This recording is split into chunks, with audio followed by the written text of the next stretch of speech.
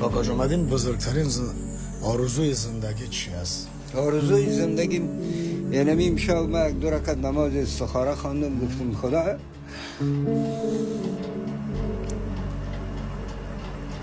و مرا کتم و ما تنهاییم یک دفعه در خانه خودت بتن که ما لیاقت تو را داریم، یعنی لیاقت خانه تو را داریم. یعنی آرزوی من میست دیگه. آرزوی من نمیست که اولین آرزوی من نمیست که هر افغانی که بیرون از وطن است باید بیاد وطن خود.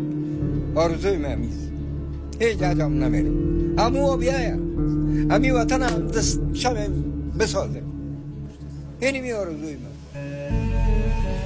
این وطن بغیر از ما نه امریکایی می سازن، نه روسی می سازن، نه چینایی، نه پاکستانی، نه هندی. این خود ما باید بسازیم. این خود ما خراب کردیم، خود ما باید بسازیم. اشتباه کردیم. در اشتباه ما پای باید ببریم. این وطن از کل وطن ها بالا در کره زمین باید